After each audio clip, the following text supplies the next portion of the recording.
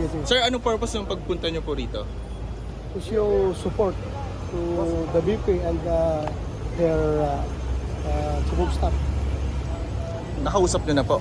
Nakausap ko na. Kamusta po sila? Ano pong sabi sa inyo? Ano pong napag-usapan nyo, sir? Ano lang, worried lang siya sa sitwasyon niya.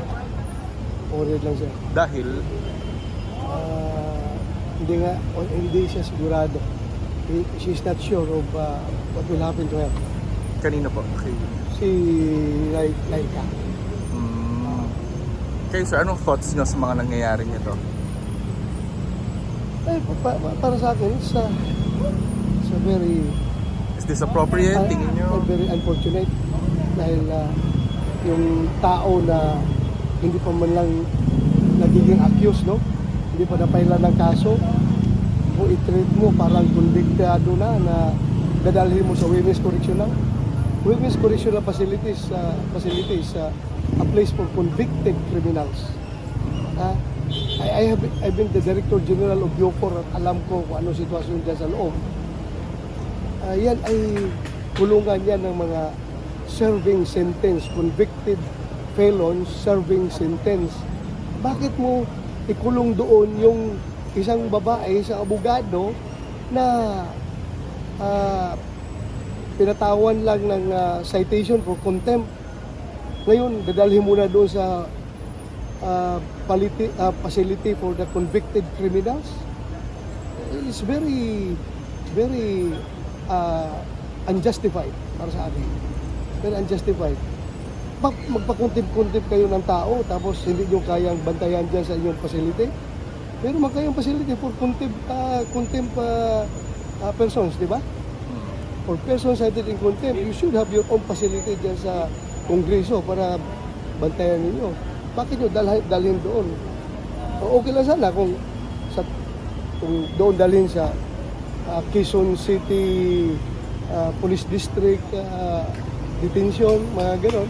Pero yung detention cell ng mga criminal, ay ng mga convicted criminals, that's the worst. That's the worst for me na ikulong mo isang taong cited in contempt lang. Alam na ba to ni former President Duterte? Nakausap nyo na ba siya? Tingin nyo? Aware na siya dito? I don't know. Wala pa kami kontak kasi kagabi pa ako, galing akong Baguio, natutulog ko sa Baguio, noong alas 2. Ginising ako, tinawagan ako na humihingi ng tulong si BP Inday Sara sa sitwasyon nila doon sa house. Kaya bumaba kagad ako, bumiyahe kagad ako dito from Baguio. Para matingnan lang kung anong sitwasyon nila.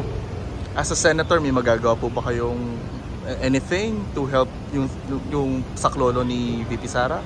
Well, pag-aralan natin, because we observe, even though, we observe inter-parliamentary courtesy.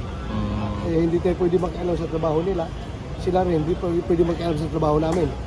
So, yan ang nabantayan natin. Pero yun nga lang, nakakomento lang ako na hindi po maganda talaga. Bakit ang isang person na cited in contempt lang sa isang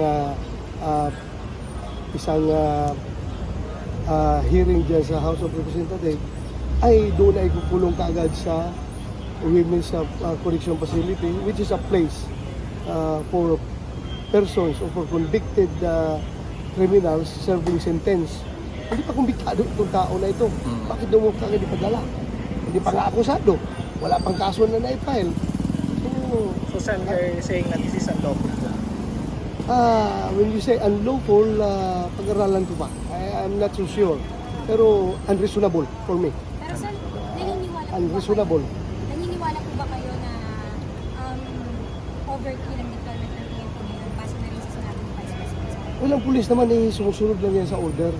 Pag inorderan yan ng mga higher ups na pumunta kayo doon to provide security, huwag na natin masamain yung pulis dahil sumusunod lang yan sa order.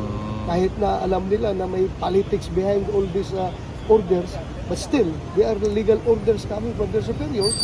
So, susunod lang yung mga pulis dyan. So, huwag natin masamain yung deployment ng mga pulis. They are just following orders. Andyan naman sila to secure everyone, pati tayo. Sen, follow up lang po. Can you share to us some of the details na napag-usapan nyo kung meron man ni Vice President Duterte ngayon? Ano? Some details na napag-usapan nyo kung meron man po.